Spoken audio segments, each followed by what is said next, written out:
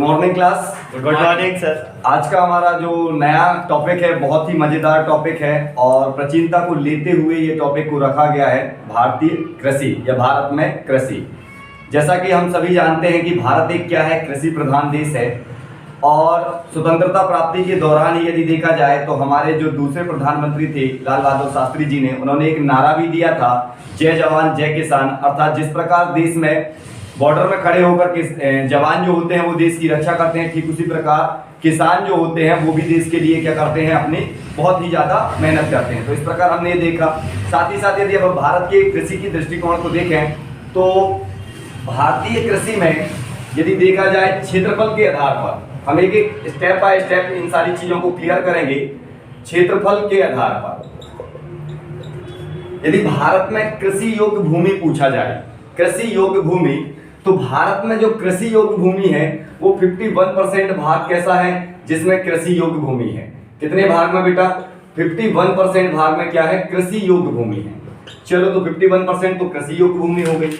यदि बात की जाए 4% भाग में क्या है तो बोल देना चारागाह है, और साथ ही साथ 21% भाग में क्या है हमारा वन अर्थात जंगल वगैरह है, और जो शेष बचा 24% भाग, 24% भाग कैसा है, बोला बंजर भूमि है जो कृषि योग्य नहीं है। तो ये तो भू क्षेत्रफल के आधार पर ले लिया कि भारत का जो 100% क्षेत्रफल है उस 100% क्षेत्रफल में भारत में जो कृषि की जाती है वो कुल कितने क्षेत्रफल में की जाती है, तो कितने परसेंट? 51% भाग में क्या की जाती है, कृषि की जाती है। 4% भाग में क्या है, चारागाह, और यदि 21% भाग बात करिए तो वन हो गए या फॉरेस्ट, मतलब जंगल वगैरह, फॉरेस्ट वगैरह सारी चीजें उसमें आ जाएंगी, पर्वत पठार सारी चीजें आ जाएंगी। साथ ही साथ यदि 24% भाग देखें तो आज भी 24% भाग भारत में क्या है, बंजर भूमि के रूप में है जहां पर कृषि नहीं की जाती। अब बात आती है, एक अलग तथ्य निकाल के देते हैं कि भारत की जो कृषि है वो किस अनुसूची में शामिल की गई है। भारतीय कृषि को किस अनुसूची में क्या किया गया है, शामिल किया गया है। तो याद रखें, भारतीय कृषि को 7वीं अनुसूची की 14वीं प्रविष्टि में, कौन सी अनुसूची की? 7वीं अनुसूची की 14वीं प्रविष्टि में राज्य के अंतर्गत शामिल किया गया है। किसके अंतर्गत? राज्य के अंतर्गत क्या किया गया, शामिल किया गया है। किंतु केंद्रीय कृषक आयोग या राष्ट्रीय कृषक आयोग, जिसे हम एनएफसी कहते हैं, एनएफसी, राष्ट्रीय कृषक आयोग की 4 अक्टूबर 2006 की सिफारिशों के दौरान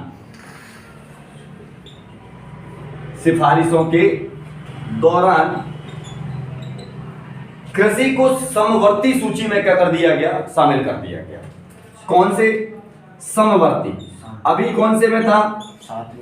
मतलब ये सिफारिश की प्रस्ताव रखा गया कि अब जो कृषि को है, भारतीय कृषि को है, आप राज्य के संघ से राज्य के स्तर से निकालकर किस स्तर में डाल दीजिए, समवर्ती सूची के अंतर्गत डाल दीजिए। कब की बात है ये? 4 अक्टूबर 2006 में ये सिफारिश की गई, प्रस्ताव रखा गया।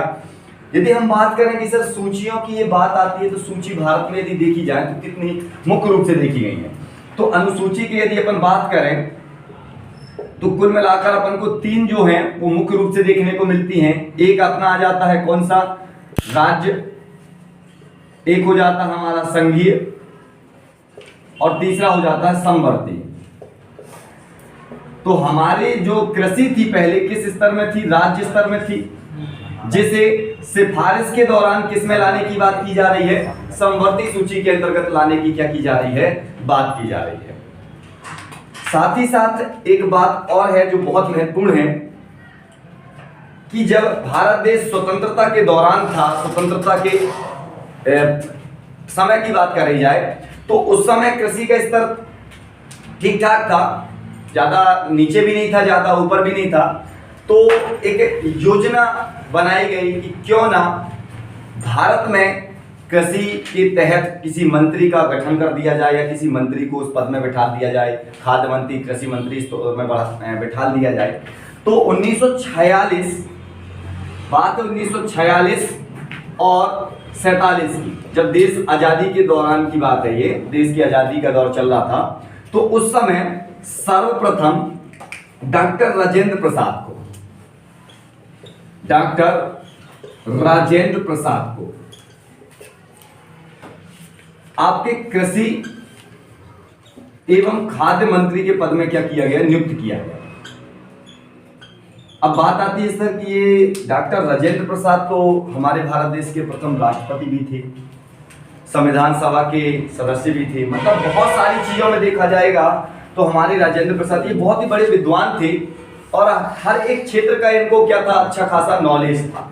तो इनको क्या किया गया, किसके अंतर्गत 1946 और 47 के अंतर्गत इनको कृषि मंत्री के तौर पर क्या कर दिया गया, नियुक्त कर दिया गया। अब हम बात करते हैं इसके साथ, अभी हमने देखा कि भारत में कृषि, तो कृषि में तो हमने बात ही पहले ही रख दी है कि भारत कैसा था, एक कृषि प्रधान देश। कैसा देश, कृषि प्रधान देश। और इनके बारे में यदि हम कृषि प्रधान देश के बारे में बात करें तो हमारे जो दूसरे प्रधानमंत्री थे कौन, लाल बहादुर शास्त्री, ये बात भी पूछ ली जाती है। लाल बहादुर शास्त्री जी ने एक नारा दिया था, कौन सा नारा दिया था, जय जवान जय किसान। तो ये चीज भी हमें ध्यान रखें। साथ ही साथ अब हम बात करेंगे इसकी कि भारत में जो कृषि का स्तर है वो किस प्रकार व्यापक हुआ या अर्थव्यवस्था में कृषि ने क्या भूमिका निभाई, इसके बारे में अब धीरे धीरे हम बात करते हैं।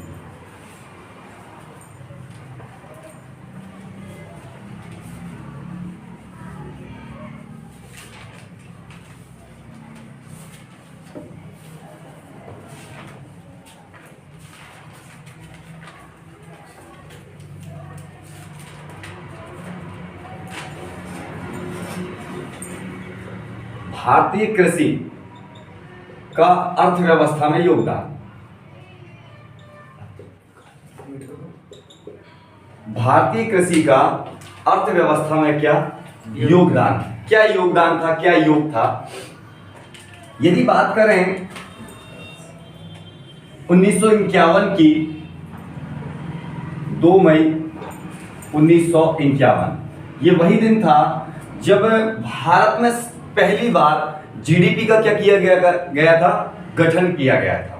जीडीपी का क्या किया गया था, गठन किया गया था। जीडीपी मतलब गठन का अर्थ ये है कि इसके उपरांत यहाँ भारत में जीडीपी का गठन तो ठीक है, पहले ही सारी चीजें हो गई थी, लेकिन जो सीएसओ है, सीएसओ की इसमें क्या कर दी गई थी, स्थापना कर दी गई थी। सीएसओ जिसको हमने क्या बोला था, केंद्रीय सांख्यिकी आयोग, केंद्रीय सांख्यिकीय ऑफिस भी बोल सकते हैं, केंद्रीय सांख्यिकीय, जिसको सांख्यिकीय ऑफिस अर्थात कार्यालय,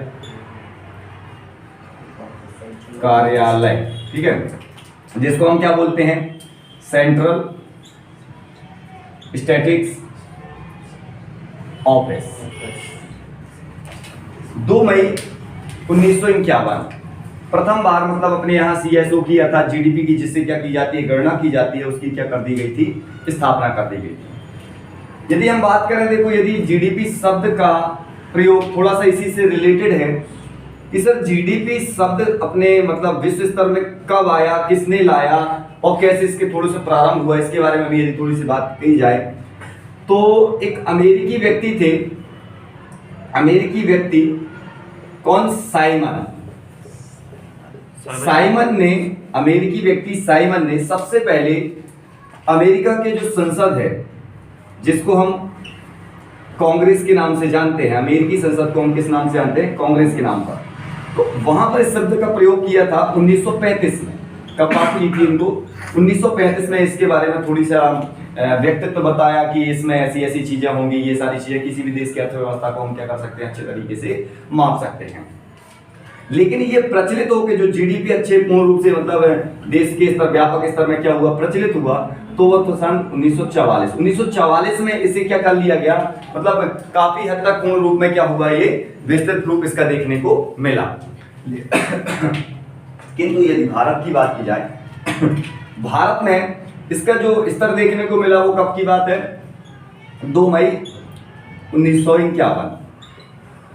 भारत की बात करें तो भारत में इसका जो व्यापक पैमाना देखने को मिला वो कब मिला, 2 मई 1951 को इसका स्तर क्या है, व्यापक रूप में देखने को मिला। और सीएसओ की क्या कर दी गई, स्थापना कर दी गई, जिसका फुल फॉर्म क्या होता है, सेंट्रल स्टैटिस्टिक्स ऑफिस होता है, केंद्रीय सांख्यिकी कार्यालय होता है, जिसके तहत किसी भी देश की क्या की जाती है। यदि हम वर्ल्ड लेवल की बात करें तो यहाँ सीएसओ है, वहां पर एनएसओ का प्रयोग कर दिया जाएगा, है ना। तो किसी भी देश की अर्थव्यवस्था की क्या माप कर दी जा सकती है, ठीक है। तो हम एक बात और याद रखें कि जो हमारा जीडीपी है, जीडीपी यह किसी भी देश की अर्थव्यवस्था की क्या है, की माप है। किसी भी देश की अर्थव्यवस्था की क्या है, माप है। अर्थात जीडीपी के तहत हम किसी भी देश की अर्थव्यवस्था को क्या कर सकते हैं, माप सकते हैं। अब सब बात आती है कि जीडीपी होती क्या है, जीडीपी होती क्या है। ठीक है, हम माप सकते हैं, ये सारी चीजें कर सकते हैं, किंतु एक्चुअली में जीडीपी होती क्या है। तो जीडीपी जिसका फुल फॉर्म होता है gross domestic product, gross domestic product जिसे हम कहते हैं सकल घरेलू उत्पाद, सकल घरेलू उत्पाद।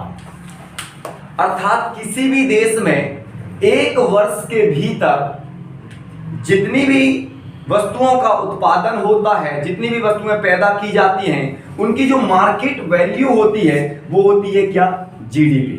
हम बात जीएसटी की नहीं कर रहे हैं, है ना। जीएसटी एक अलग स्तर होता है, वो तो कर का स्तर होता है, ये एक मार्केट वैल्यू होती है। तो ये बात भी हमें याद रखना है जीडीपी के बारे में, है ना। और ये किसी भी देश की अर्थव्यवस्था की क्या मानी गई है, माप मानी गई है।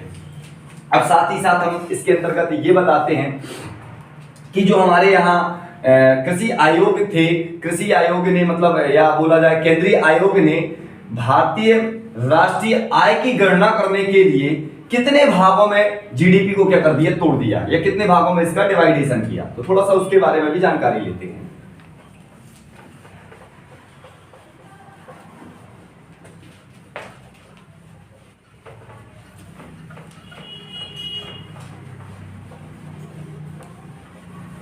किसी भी देश में यदि हम राष्ट्रीय आय की क्या करें, गणना करें, तो जो आयोग विभाग हैं, वो राष्ट्रीय आय की गणना के लिए देश को 3 क्षेत्रों में क्या कर देते हैं, विभाजित कर देते हैं। कुल मिलाकर कितने क्षेत्रों में, 3 क्षेत्रों में क्या कर देते हैं, विभाजित कर देते हैं। और उनका क्रम से इस प्रकार कर देते हैं, प्राथमिक क्षेत्र, प्राइमरी सेक्टर की बात करें, है ना, एरिया की बात करें, कुछ भी बोल सकते हैं, द्वितीयक क्षेत्र और तृतीयक क्षेत्र। 3 क्षेत्र में इनको क्या कर दिया गया, मतलब राष्ट्रीय आय की गणना के लिए देश का यदि विभाजन बोल रहे हैं, क्षेत्रीय विभाजन बोल रहे हैं, है ना, देश में विभाजन, तो प्राथमिक क्षेत्र, द्वितीयक क्षेत्र और तृतीयक क्षेत्र, है ना। केंद्रीय आयोग के अकॉर्डिंग ये बातें होती हैं किसी भी देश की क्या करने के लिए, गणना करने के लिए। तो प्राइमरी सेक्टर में क्या रखा गया, कृषि। प्राइमरी सेक्टर में किसको रखा गया, कृषि को रखा गया। और दूसरी चीज बात करें हम द्वितीयक क्षेत्र में क्या, इंडस्ट्री मतलब उद्योग की बात कर दी जाए, इंडस्ट्रियल एरिया जो होता है उसको इसमें क्या कर दिया गया, रख दिया गया। और तृतीयक क्षेत्र में रख दिया गया किसको, सेवा को, सेवा क्षेत्र। मतलब कितने क्षेत्रों में डिवाइडेशन कर दिया गया, 3 क्षेत्रों में मुख्यतः क्या कर दिया गया, डिवाइडेशन कर दिया। मतलब राष्ट्रीय आय की गणना करने के लिए किसी भी क्षेत्र का जो विभाजन किया गया वो 3 स्तर में कर दिया गया, जिसमें कृषि प्राथमिक क्षेत्र के अंतर्गत, उद्योग द्वितीय क्षेत्र के अंतर्गत और सेवा क्या है तृतीय क्षेत्र के अंतर्गत। अब देखो किसी भी देश की बात करें, ऐसा ये जरूरी नहीं है कि ये क्षेत्र क्या हो कि किसी का प्राथमिक कृषि ही हो सकते कुछ ऐसे देश भी हो जहां पर उद्योग का स्तर बहुत ज्यादा हो, कृषि का स्तर कम हो, सेवा का स्तर ज्यादा हो, कृषि का स्तर कम हो, तो वो अपने हिसाब से क्या कर लेते हैं, इन क्षेत्रों को क्या कर लेते हैं, आगे पीछे कर लेते हैं। लेकिन यदि भारत की बात की जाए तो भारत में कृषि के दृष्टिकोण से मतलब इसी क्षेत्र को क्या रखा गया है, प्रथम स्थान दिया गया है। अब इसके साथ ही साथ यदि हम थोड़ा सा और देखें कि जीडीपी में क्या कैसा योगदान था भारत का, ये प्राथमिक फर्स्ट सेकंड जो होते हैं, जी हाँ, मतलब सबसे ज्यादा जिससे जीडीपी प्राप्त होती है उसके अकॉर्डिंग रखते हैं। जी हाँ, जैसे किसी भी देश की हम यही चीज हमने बताया कि जरूरी नहीं है कि ये कृषि को पहले रखा जाए, उद्योग को पहले रखा जाए या सेवा को पहले रखा जाए। व्यक्ति उस क्षेत्र को पहले रखेगा जहां से उनका उत्पादन ज्यादा है, जहां से उनका आयात निर्यात ज्यादा हो रहा है, जिस चीज का निर्यात ज्यादा हो रहा है और आय ज्यादा प्राप्त हो रही है। ओवरऑल देखा जाए कि आय जिस क्षेत्र से ज्यादा प्राप्त हो रही है उस क्षेत्र को हम क्या रख देंगे, प्रथम स्थान पर रख देंगे। तो अपने यहाँ आज भी जो चीजें हैं वो किस पर आधारित है, इसी पर आधारित है। क्यों? अब बात करेंगे कि सर उद्योग पे भी तो आधारित है, माइंड में ये बात आती है उद्योग पर, लेकिन हमारे अधिकांश उद्योग जो हैं वो कृषि पर ही तो आधारित है। हमारे यहाँ के अधिकांश उद्योग वो किस पर आधारित है, कृषि पर। उद्योग होते हैं कुछ मतलब बोला जाए टेक्नोलॉजिकल उद्योग जो हैं उनका स्तर अभी अपने भारत देश में उतना ज्यादा विकसित नहीं हुआ जैसा अन्य देशों की बात की जाए, ठीक है ना। तो हमारा जो भी उद्योग है तो ज्यादातर कृषि से प्राप्त जो कच्चा माल होता है उसको क्या करते हैं, अच्छे से तैयार किया जाता है और औद्योगिक स्तर में तैयार करके बेच दिया जाता है। तो बात उद्योग बात हो रही है, लेकिन उद्योग हमारे कृषि पर आधारित है और अन्य देशों में जो उद्योग हैं वो कुछ अलग लेवल पर आधारित हैं, जैसे इंडस्ट्रियल लेवल पर आधारित हैं या और भी लेवल की बात कर दी जाए, है ना। तो ऐसे में तो इसलिए हमारे भारत देश में कृषि को ही क्या किया गया, एक महत्वपूर्ण दर्जा देके किया गया। अब बात करते हैं हम जीडीपी की, यही शब्द एक बार पुनः रिपीट कर रहे हैं, जीडीपी की। यदि बात की जाए जीडीपी की 1951 में, तो 1951 में भारतीय कृषि का जीडीपी में कृषि का योगदान, जीडीपी में किसका योगदान, कृषि का योगदान, मतलब भारतीय आय में बोल दिया जाए सीधे सीधे कि कृषि का क्या योगदान था। तो 1951 को देखा गया कि भारतीय कृषि का कितना परसेंटेज योगदान देखने को मिला, 52% योगदान देखने को मिला जब हमारा देश आजाद हुआ। क्योंकि उस दौरान हमारे देश में कोई इंडस्ट्रियल तो थे नहीं, ये एरिया तो था नहीं, सेवा का क्षेत्र भी उतना ज्यादा विकसित नहीं था। सबसे ज्यादा क्षेत्र कौन सा था, कृषि का क्षेत्र था। तो जब हमने 1951 में मतलब देश आजाद के समय की बात करें थोड़ा सा आगे चल के, तो वहां पर देखा गया कि 52% पार्टिसिपेट किसने लिया है, कृषि ने, अकेले कृषि ने योगदान दे दिया। लेकिन यदि यही बात देखी जाए 2013 और 14 में, 13 और कब 14 में, तो 13 और 14 में देखा गया कि इसका स्तर तो बहुत ज्यादा कम हो गया, इसका स्तर बहुत ज्यादा कम देखने को मिला है। ओवरऑल देखा जाए कि 13.9% से लेकर कितने देखने को मिला, कुल मिला के 14%, इतना ज्यादा देखो कितना कम हो गया ये, मतलब बहुत ज्यादा स्तर में क्या हो गया, कम हो गया। 52% से इतना परसेंट आना मतलब बहुत कम हो गया। इसका रीजन क्या है कि अब हमारे देश में काफी हद तक क्या हुए, उद्योग व्यापार क्या हुए, थोड़ी से विकसित हो गए, ठीक है ना। तो वो स्तर देखने को मिला। यदि हम बात करें सन 2019-20 की, ये वही दौर है जब कोरोना का प्रवेश काल हमारे देश में हो गया। तो 19 और 20 की बात करें हम, 19-20 में क्या हुआ हमारे देश में, तो 19-20 में यदि जीडीपी के मतलब कृषि का जीडीपी में क्या योगदान देखने को मिला, तो ये आपको ओवरऑल मिलेगा 17.9% के एवरेज में ये चीज क्या है, आ गई हमारी जीडीपी। मतलब थोड़ा सा स्तर क्या हुआ, बढ़ गया, पहले से क्या हो गया, थोड़ा सा बढ़ गया। लेकिन यही चीज यदि देखा जाए कि 2020 और 21 में जब गणना की गई तो देखा गया कि ये स्तर 17 से बढ़ के कितना हो गया, 19.9% हो गया। इससे क्या ज्ञात होता है कि जो हमारे भारत देश के वो प्रवासी लोग जो यहाँ वहां क्या कर रहे थे, वर्क कर रहे थे, अब वो भी जाकर क्या कर लिए, खेती किसानी से जुड़ गए। तो जिसके चलते उनको उत्पादन भी ज्यादा करना पड़ गया, है ना। यही अपन समझ सकते हैं। जैसे जीडीपी में भी क्या हुआ, थोड़ा सा कृषि का योगदान देखने को मिला। क्योंकि हम यदि देखें 19 में, तो 19 में तो 17 कितना मिला, 9% के समथिंग मिला, मतलब जीडीपी थोड़ी कम थी। और देखो 2% यदि वृद्धि हुई है तो ये तो वही देखा जाएगा ना कि जो किसान पार्टिसिपेट नहीं कर रहे थे खेती किसानी में, अब ये कोरोना काल में सभी कहां पर चले गए, खेतों में। है ना, तो वो अच्छे से उत्पादन किए, जिससे जीडीपी में भी इजाफा देखने को मिला। जी ऐसा भी हो सकता है उनका उत्पादन अधिक हुआ उस देश में, मतलब कृषि का नई नई टेक्नोलॉजी के साथ। नहीं, टेक्नोलॉजी तो ठीक है, टेक्नोलॉजी तो आपकी 21 में 19 में भी ठीक ठाक थी, 20 में भी कोई अलग ज्यादा डिफरेंस नहीं मिला टेक्नोलॉजी में। बस स्तर यही हुआ है कि अब मतलब शिक्षा में थोड़ा थोड़ा क्या हो रहा है, ग्रोथ हो रहा है, और वो शिक्षित लोग जो बाहर वर्क कर रहे थे, वो शिक्षित लोग जाकर खेतों में क्या किए, थोड़ा सा अपना योगदान दिया, जिसके चलते थोड़ा सा उत्पादन में भी क्या हुई होगी, वृद्धि हुई होगी, जिसका जीडीपी में भी क्या हुआ, साफ असर देखने को मिला है। ठीक है, तो ये बात तो की हमने जीडीपी में कृषि का क्या योगदान। थोड़ा पीछे से चल के अभी तक का हमने देख लिया कि ओवरऑल कितना क्या योगदान देखने को हमको मिला। अब हम बात करते हैं कृषि क्षेत्र के बारे में थोड़ा सा।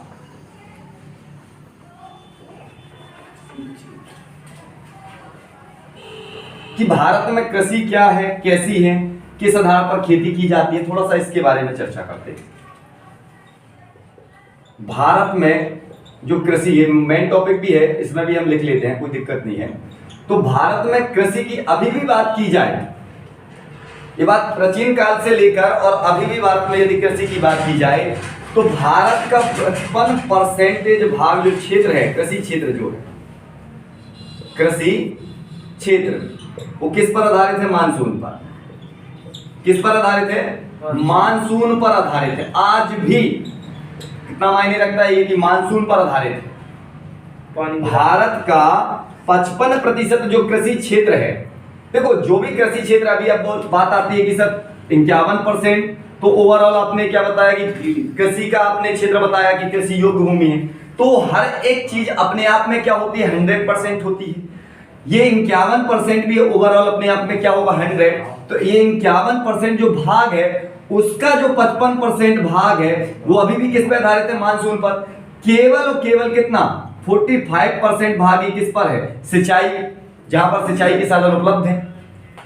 तो ये बात भी हमें ध्यान देनी है कि भारत में जो कृषि योग्य भूमि है, उस कृषि योग्य भूमि का जो 51% हमने देखा था, भारत में कृषि योग्य भूमि कितनी देखने को मिली थी, कृषि योग्य भूमि हमने देखी थी कितनी, 51%। कितनी देखी थी, 51%। तो वो कृषि योग्य भूमि का 55% भाग जो है, आज भी किस पे आधारित है, मानसून पर आधारित है। यही कारण है कि भारतीय कृषि को हम क्या नाम से दिया जाता है, मानसून का जुआ।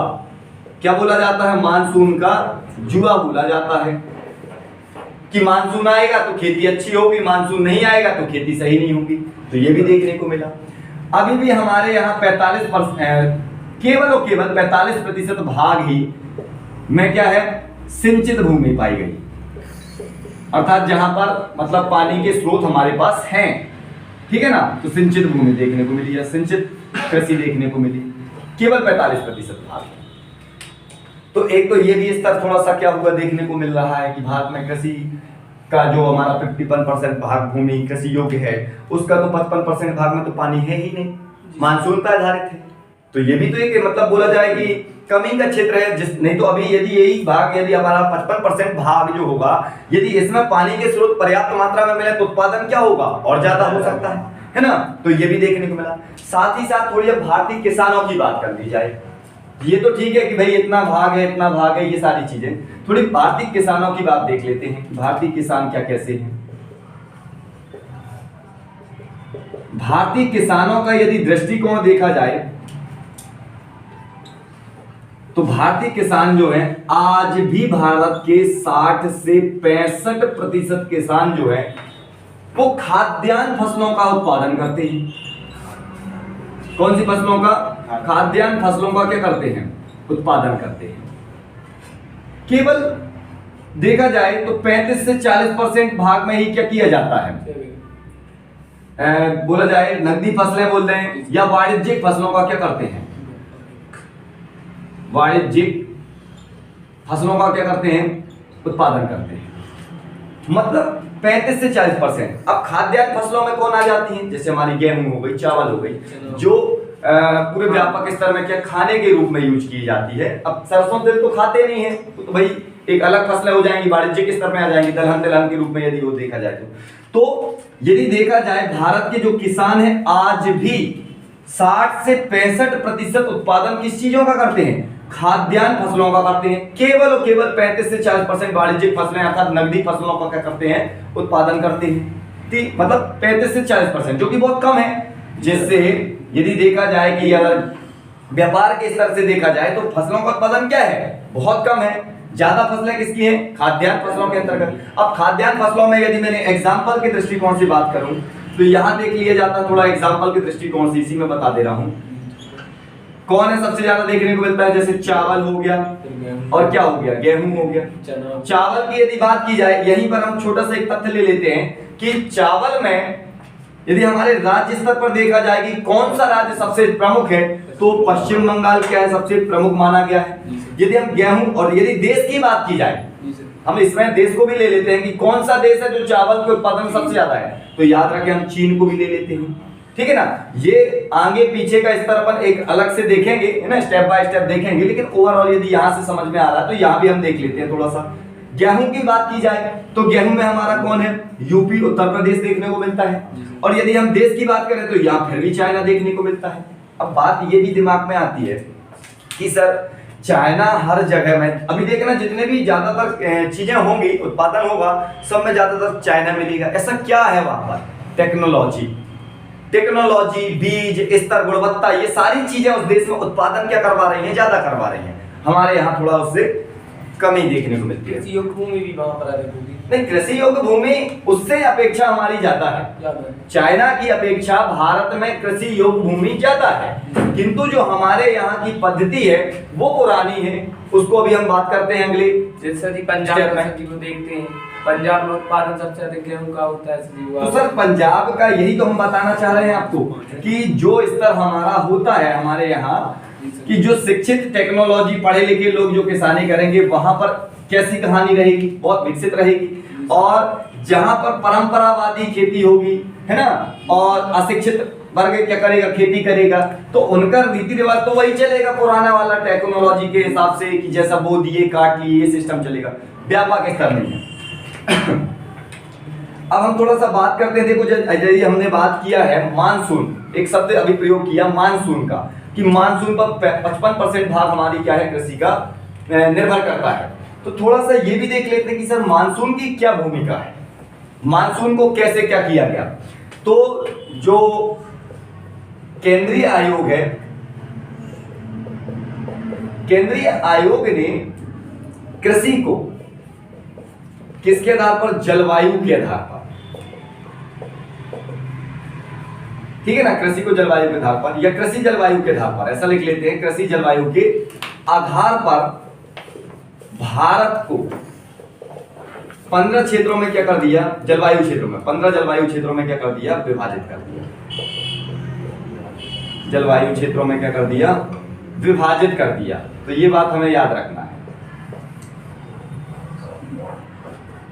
कितने क्षेत्रों में विभाजित कर दिया, 15 जलवायु क्षेत्रों में क्या कर दिया, विभाजित कर दिया। केंद्रीय आयोग ने कृषि जलवायु के आधार पर देखा कि कृषि की जलवायु कहां पर कैसी मिल रही है, कितनी ज्यादा कितनी कम मिल रही है, तो उस आधार पर क्या किया, 15 जलवायु क्षेत्रों में क्या कर दिया, विभाजित कर दिया।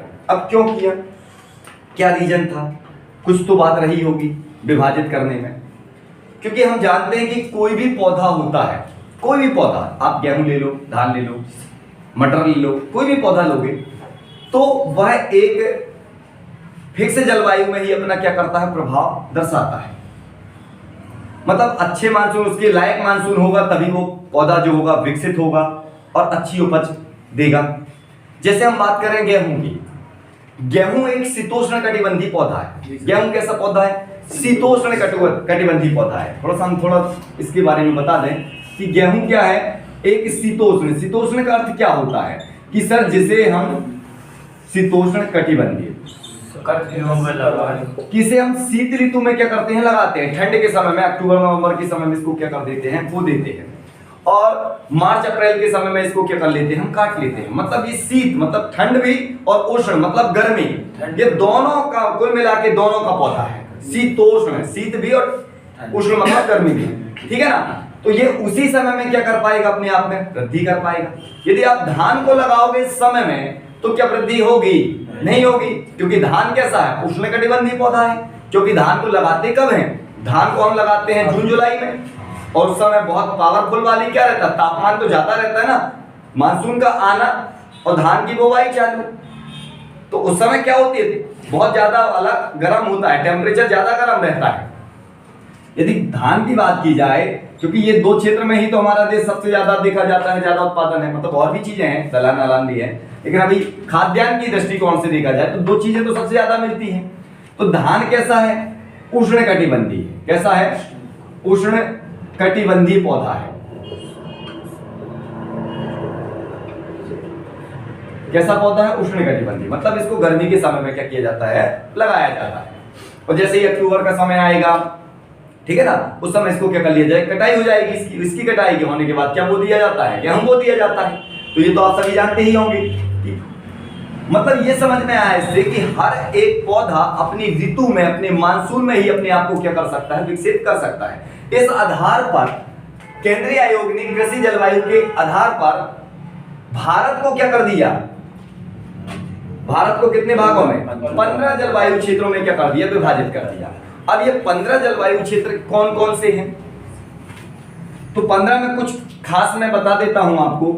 जैसे बात की जाए पूर्वी हिमालयी क्षेत्र, कौन सा, पूर्वी हिमालयी क्षेत्र हो जाएगा, एक आपका हो जाएगा पश्चिमी हिमालयी क्षेत्र हो जाएगा, ठीक है, एक हो जाएगा मध्य हिमालयी क्षेत्र, फिर आपका क्या आ जाएगा, आपका हो जाएगा गंगा पार हिमालयी क्षेत्र, गंगा पार हिमालयी क्षेत्र, या मैदानी क्षेत्र लिख सकते हैं, हिमालयी क्षेत्र नहीं, मैदानी क्षेत्र। इसके साथ साथ आपका आ जाएगा निचला गंगा हिमालयी क्षेत्र, हिमालय बोल सकते हैं या मैदानी बोल सकते हैं, यहां पर मैदानी क्षेत्र। फिर हम बात कर सकते हैं पश्चिमी तटीय क्षेत्र, फिर ऐसे आ जाएगा पूर्वी तटीय क्षेत्र, मध्य पठारी क्षेत्र। तो ऐसे करके ओवरऑल देखा जाए कुल मिलाकर कितने 15 जलवायु क्षेत्रों में क्या कर दिया गया, विभाजित कर दिया गया भारत को।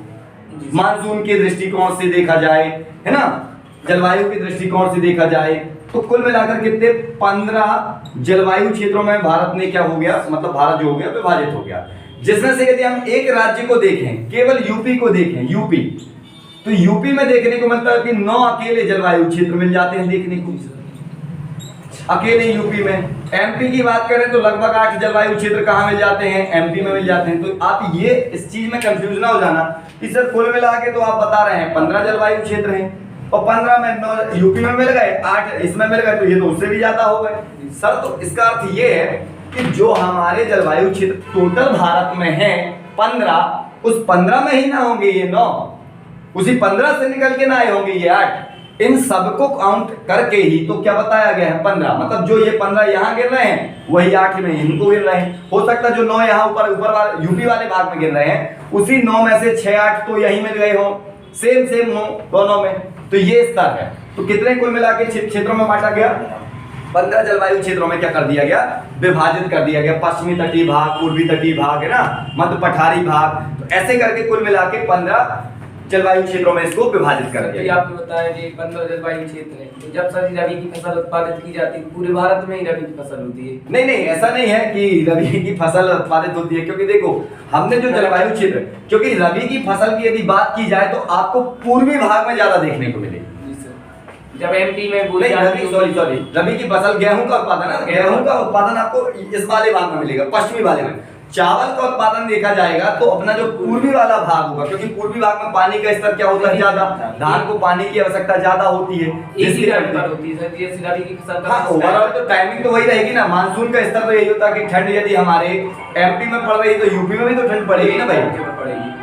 रबी की जो फसल मिलेगी अलग अलग, हाँ थोड़ा सा ये रहता है कि मानसून जब आता है ठंड का प्रभाव रहता है। तो अपने यहाँ क्या होता है, ठंड कभी पता चले पहले पड़ने लगती है, किसी राज्य में थोड़ी रोक के ठंड आती है, तो उसके दृष्टिकोण से भी क्या होता है, बदल जाता है। अब आप अपने देखा होगा खेती किसानी के स्तर में, यदि ग्रामीण क्षेत्रों में भी देखा जाएगा, खेती किसानी में किसमें, ग्रामीण क्षेत्रों में भी देखा जाएगा, तो ग्रामीण क्षेत्र में भी क्या होता है कि अपने हो सकता है किसी किसान की फसल क्या हो पहले आ जाए, किसी किसान की खेती कैसे हो जाए बाद में आ जाए।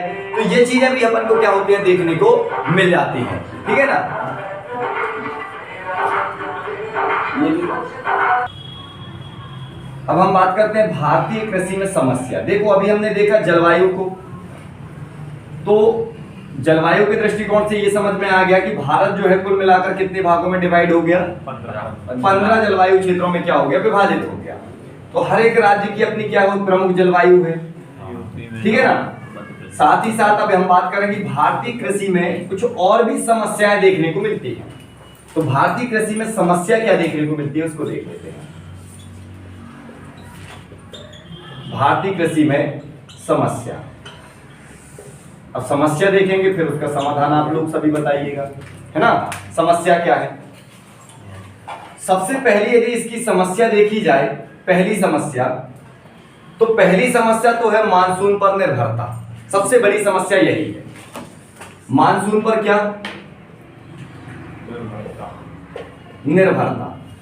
ये भारतीय कृषि की सबसे व्यापक बोल रहे हैं या बहुत घातक समस्या है, ठीक है ना। कि अधिकांश कृषि भाग जो है हमारे भारत देश का, अधिकांश कृषि भाग अर्थात हमने तो और देखा 55% भाग, है ना, किस पर है, बोले मानसून पर आधारित है। किस पर आधारित है, मानसून पर आधारित है। इस कारण से हमने बताया भी था कि भारतीय कृषि को मानसून का क्या नाम दिया गया, जुआ बोला जाता है। तो पहली समस्या तो ये हो गई जो कि व्यापक पैमाने में छाई हुई है। दूसरी चीज जो है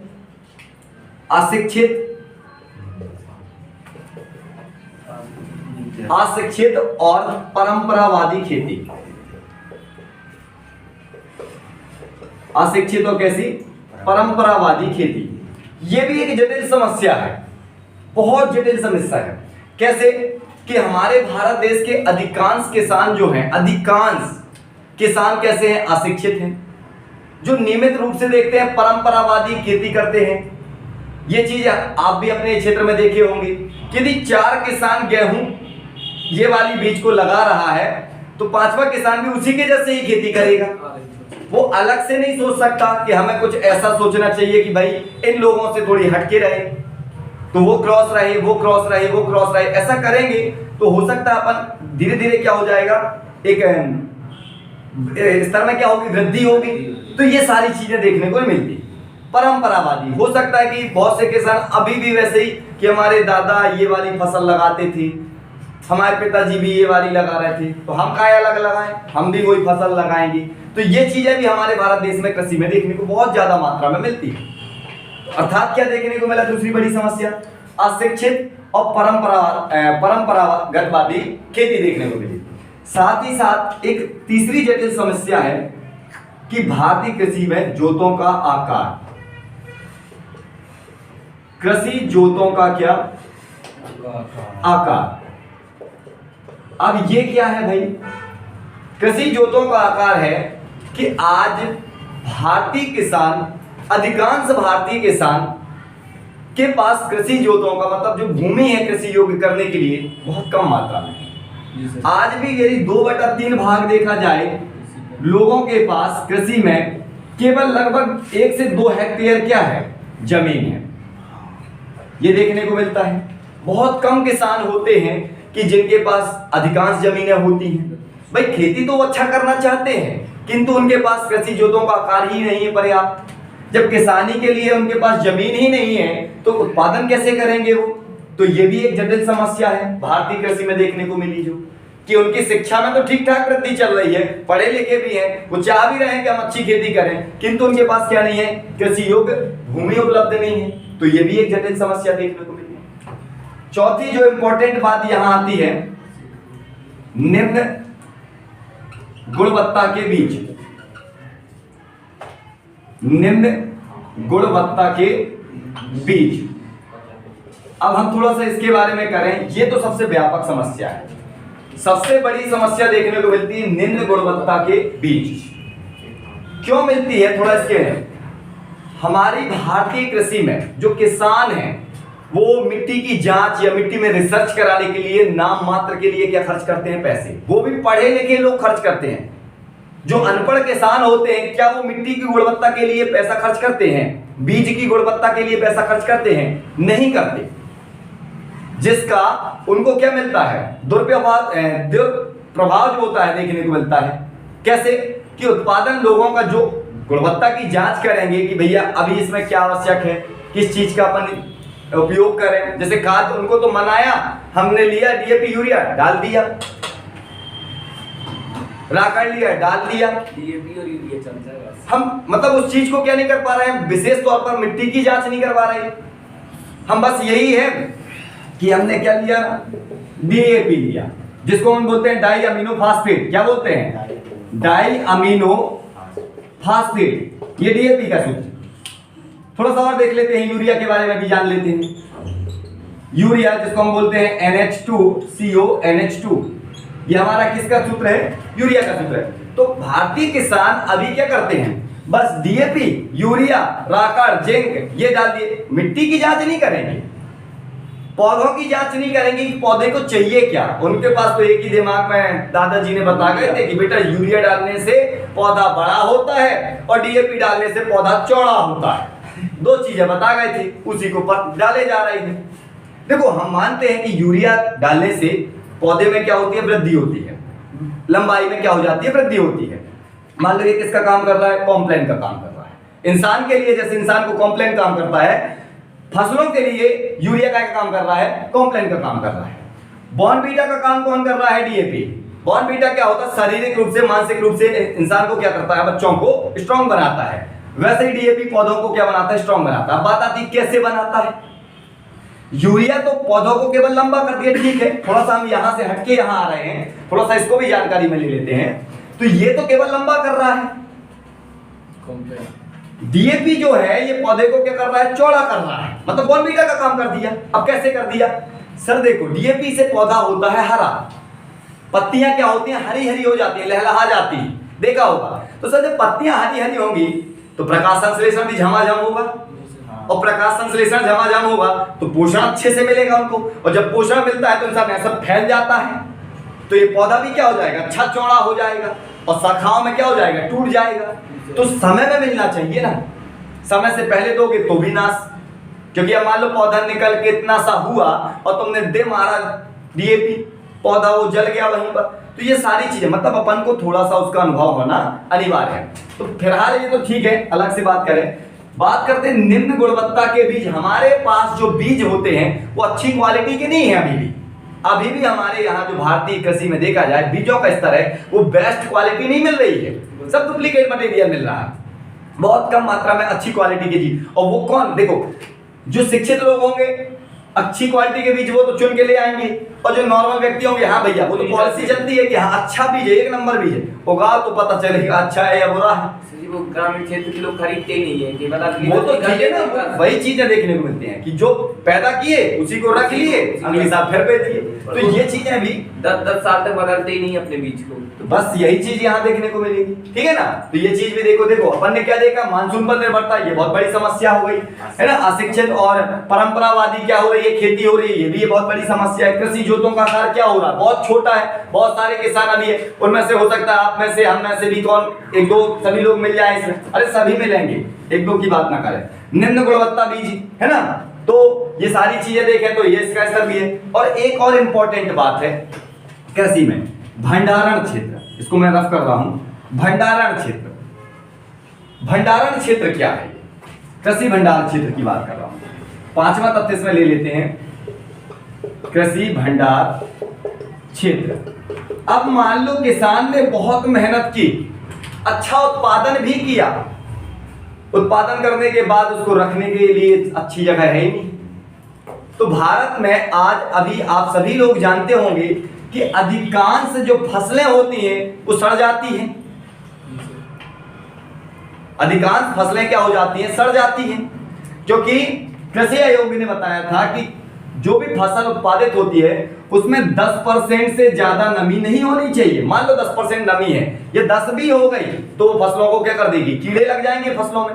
नमी की दृष्टि की बात की जाए, थोड़ा बहुत नमी चलती है, होता है, लेकिन 10% से यदि स्तर नमी का बढ़ा है ना तो फसलों में क्या लग जाएंगे, कीड़े लग जाएंगे। अब तुम एक साल तक उसको व्यवस्थित कैसे रखोगे, सड़ जाएगी वो फसल। अब वही सारी फसल क्या करेंगे, हम दूसरी साल बोएंगे, और जब दूसरी साल बोएंगे तो वो उगेगी ही नहीं, तो उत्पादन कहां से देखने को मिलेगा।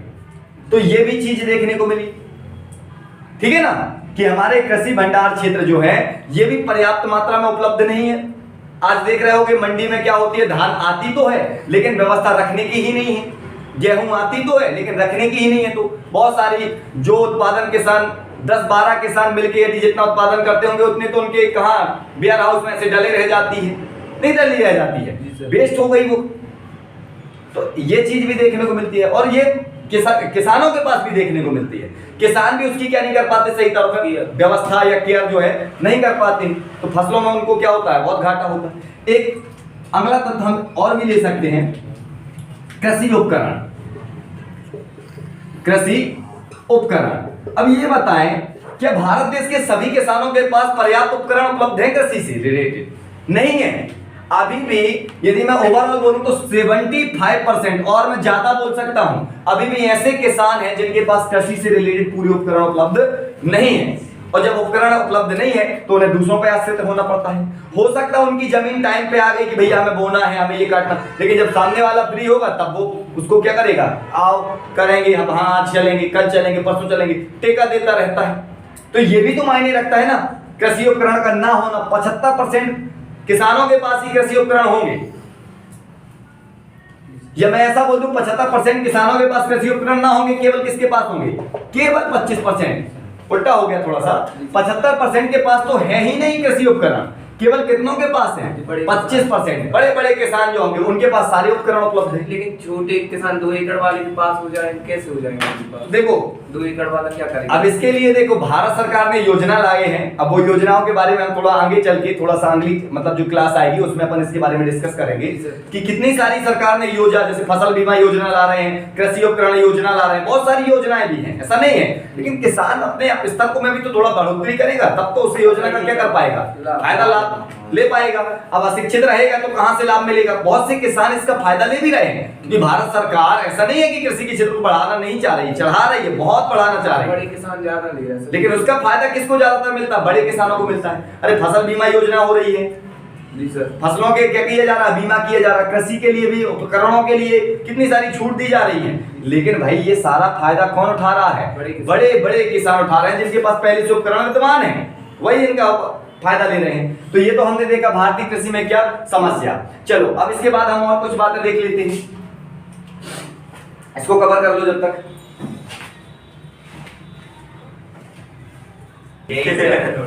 अब हम इसके बाद देख लेते हैं ऋतुओं के आधार पर क्या कृषि के प्रकार।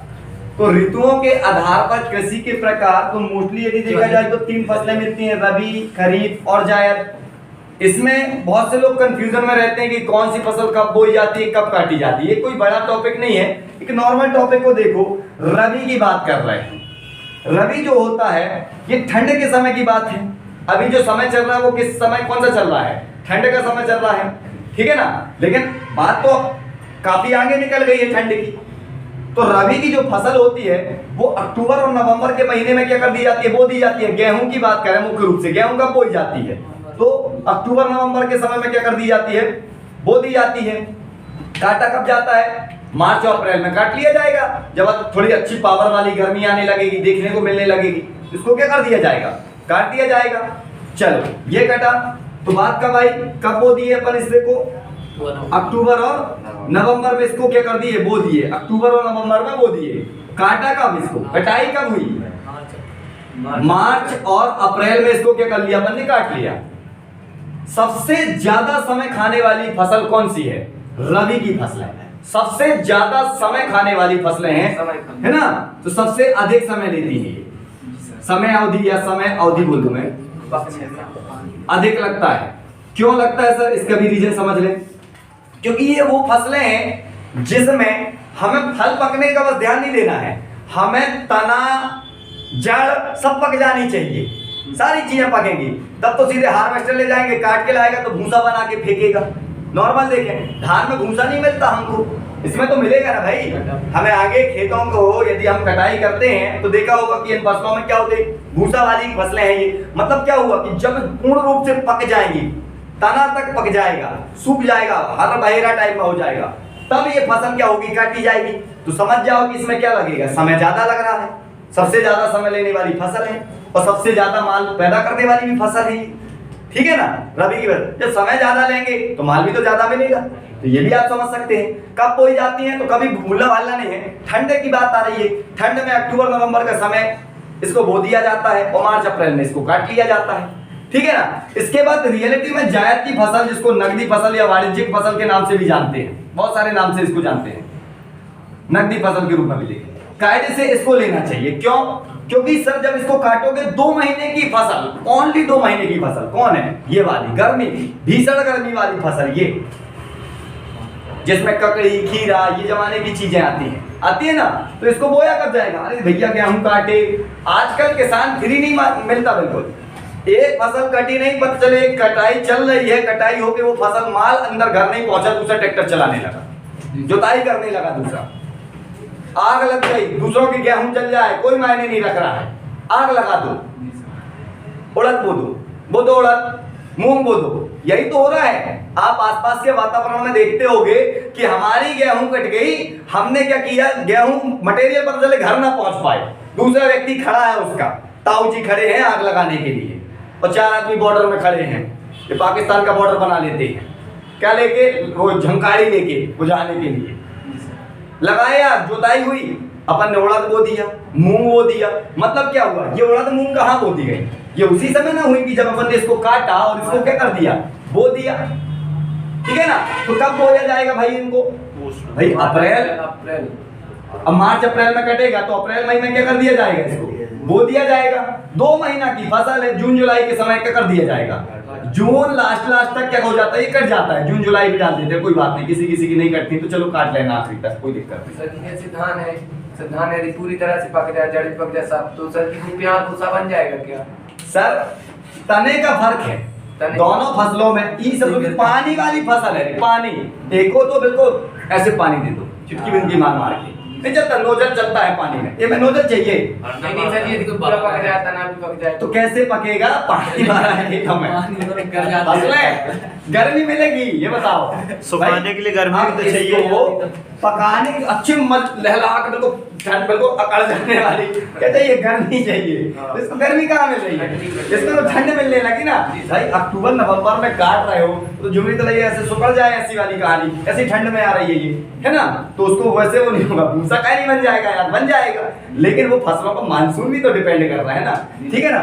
तो इसमें ज्यादा समय लगता है, तो इसमें क्या लगता है, सबसे कम समय, सबसे कम समय, मजेदार किसानी यही रहती है, आराम से गए, पानी चलाए, उगाए, काट लिए, बेच आए मंडी में, है ना, पैसा भी ठीक ठाक मिल जाता है। अब इसमें कौन फसलें हैं, देखो इसमें फसलों की बात नहीं किया मैंने, तो मुख्य रूप से आप किसको लिख सकते हो, इसमें आपने गेहूं को रख सकते हो, गेहूं के साथ चना, मतलब पूरी दलहना लाने इसी में आ जाएगी, दलहन है ना, ये सारी चीजें इसमें आ जाएंगी, और भी फसलें होंगी वो अपन क्रम से अगली क्लास में देख लेंगे, ठीक है। यहाँ बात करें तो उड़द हो गया, और ककड़ी हो गया, खीरा हो गया, मूंग हो गई, अरे हाँ भाई यही चीजें तो हो ही जाती है, मसूर भैया इसमें जाएगी, दलहन वाली फसलों में आएगी, चना मसूर, है ना, मटर की खेती करते हैं तो ठंड में नहीं करते हैं, उसको कहाँ हवा करेंगे, ज्यादा गर्मी में सूख जाएगा, ठीक है ना, तो वो ज्यादा नहीं कर सकते। अब आए भैया इसमें, इसको मानसून आने की फसल बोलते हैं, और ये मानसून जाने की फसल, रबी की फसल मानसून जाने की, ना जाता होगा, अपन ने पढ़ा है, जलवायु पढ़ा है, तो जब मानसून क्या होता है, अक्टूबर नवंबर के समय चला जाता है, यही समय तो अपन ने देखा पश्चिमी विक्षोभ होते हैं, अंध महासागर से क्या आ रहा था, पानी आ रहा था, अभी देखो कुछ ही समय पहले अपने मध्य भारत में देखो रिमझिम कैसा हो गया, पानी बरस रहा था, तो मानसून क्या हुआ, चला गया, मानसून तो चला गया, लेकिन पश्चिमी विक्षोभ के कारण, पश्चिमी विक्षोभ क्या, अंध महासागर, है ना, भूमध्य सागर से जो हवाएं आती हैं, वहां से चक्रवर्ती तूफान आते हैं, तो वहां के पानी को लेके आ जाते हैं, जिसका ज्यादा प्रभाव कहां देखने को मिलता है, अफगानिस्तान में। हिंदुत्व एक पर्वत श्रेणी है, हिंदुत्व पर्वत श्रेणी से वो टकरा जाता है, वहीं पानी झमाझम क्या हो जाती है, बरसात हो जाती है, लेकिन उसकी कुछ फुहार वाला पानी हमारे पंजाब, हरियाणा, है ना, यूपी, एमपी, मतलब सभी में मुख्य रूप से देखने को मिलता है। तो भैया वो गेहूं के फसल में नहीं मिल रहा है, तो वो अभी देखा होगा, अभी 10 साल 10, 15, 20 दिन, 25 दिन पहले क्या हुआ, 1 महीने पहले अच्छा पानी गिरा, सर। थोड़ा थोड़ा पानी गिरा, तो वो पानी किसके लिए फायदेमंद है? रबी की फसलों के लिए अम्ल वर्षा है मान लो उनके लिए, मतलब टॉनिक है, पोषक गुणवत्ता प्रदान कर रहा है। किसान भी मस्त होके सो रहे हैं, ठंड में मजा ले रहे हैं। क्यों? क्योंकि शिफ्ट चलाना जाना पड़ता है, ठंड में अकड़ जाते हैं बेचारों को, पानी भगवान ने दे दिया, लहलहा गई है हूँ अच्छी खासी। समझ में आई बात ना? तो ये सारी चीजें इसके अंतर्गत आ जाएंगी। ठीक है, तो ये क्या? मानसून जाने की फसल। अब बोलोगे पानी आ गया सर, मानसून जाने की बात कर रहे हो। मानसून तो चला गया है, किंतु जो पश्चिमी विक्षोभ से जो कुछ बूंदाबांदी हुई वो आ गई है ना, तो ये चीज अपन को देखने मिली। अब बात करें जायद की फसल, तो आप समझ ही गए कि गर्मी की फसल है, पूर्ण गर्मी की, अच्छी लहलहा के गर्मी पड़ रही है, ऐसे खुजैरा लग गया वो वाली गर्मी मिल रही है। ठीक है, वो वाली चीज। अब आ गए हम खरीफ की फसल। खरीफ देखो, हमने इसलिए इसको ले लिया, इसको ले लिया।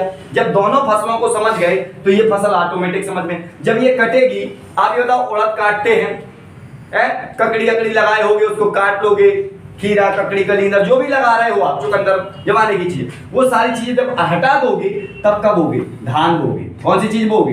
धान। तो धान को क्या चाहिए? पानी। धान को क्या चाहिए? पानी। तो ये क्या होने? आने वाले मानसूनी फसलें, आने वाली या मानसूनी फसलें बोल रहे हैं। कैसी फसलें हैं? मानसूनी फसलें हैं। क्यों? इनको पानी की मात्रा चाहिए भरपूर, जितनी चाहे उतनी दे दो, खराब होने वाली नहीं। लेकिन थोड़ी निकल भी आए पौधा, धान के बीजा डाले और क्या दे पानी सड़ ना जाएगी वो, तो थोड़ा वो, तो ये भी ध्यान रहेगा। ठीक है ना? समय की बात करें तो इसमें मध्य समय रहता है। मध्य समय का मतलब समझ गए ना? सबसे अधिक इसमें, सबसे कम इसमें, और मध्य का समय मतलब ज्यादा नहीं, 2-3-4 महीने का पूरा ये समय लेती है। लेकिन तो ये इसकी यदि बात की जाए, ओवरऑल देखा जाता है तो 4 से मतलब 5 महीने का समय ले ले। गेहूं समझ गए ना? 5 महीने का समय, क्योंकि पूरा तना पकने के लिए चाहिए। इसमें तो धान बस पीली पड़ गई, आपने काट दिया, तना हरा रहे तो रहा है, कोई दिक्कत नहीं है। समझ में आई बात ना? इसमें कौन कौन फसलें बोते होगे? तो धान बो दिए, गन्ना बो दिए, है ना, कपास बो दिए। तो ये सारी चीजें काय में देखने को मिलती है? धान गन्ना कपास ये सब काय मिलती है? बरसात में देखने को मिलती है। अर्थात ये बोई कब जाती होंगी सर? सर जब ये कटेंगी आगे वाली जायद की, तब ना ये बोई जाएंगी। मतलब क्या है? जून जुलाई। कब बोई जाएंगी? जून जुलाई में बोई जाएंगी। और काटी कब जाएंगी बताओ? अच्छा, काटी कब जाएंगी? अरे भैया जब गेहूं बोते हैं उसी के पहले तो इसको काटते हैं। हमने वही बोला ना कि एक चीज कटी नहीं, किसान फ्री नहीं होता, दूसरी चीज वो देता है। करता है कि नहीं करता? मतलब ये कब बो जाएंगी? सितंबर, मतलब इसमें बोलते हैं अक्टूबर नवंबर, सितंबर अक्टूबर। हाँ, अरे ये कटते हैं, जैसे ही धान कटी बो दिया, 15 दिन 20 दिन का अंतर नहीं होता सर। कटा नहीं, बुआई हो गई चालू, मतलब वही अक्टूबर और नवंबर, कोई अलग से टाइम डालने के नहीं है। ठीक है, जून जुलाई में क्या करी जाएगी? बोई जाएगी, और अक्टूबर नवंबर में इसको क्या कर लिया जाएगा? काट लिया जाएगा। ठीक है, समय अवधि मध्य में रहेगी, इससे सब कम रहेगी। रबी की फसल सबसे ज्यादा समय लेती है, इसकी फसल थोड़ी कम समय लेती है। सबसे कम समय कौन लेती है? जायद की फसलें, जिसको अपन नकदी फसलों के नाम से भी जानते हैं। फसलें कौन है? धान गन्ना कपास, ये सारी चीजें इसमें आ जाती हैं। आने वाली मानसूनी फसलें, इनको क्या बोलते हैं अपन? मानसूनी फसलों के नाम से भी जानते हैं, क्योंकि ये मानसून आएगा तभी है। और मानसून जब आता है तो देखते होगे बहुत ज्यादा सड़ी गर्मी वाली फसलें, सड़ी गर्मी में बोई जाती हैं। जैसे पानी गिरने की कंडीशन आती है तो देखा चहचहा जाता है, बॉडी चिपकती सी है, उस समय की ये फसल मानी जाती है। ठीक है, तो इस प्रकार हमने क्या ऋतुओं के आधार पर कृषि का क्या कर लिया? वर्गीकरण कर लिया। और जो अब इससे रिलेटेड जो भी बातें होंगी वो अपन अगली क्लास में करेंगे। धन्यवाद।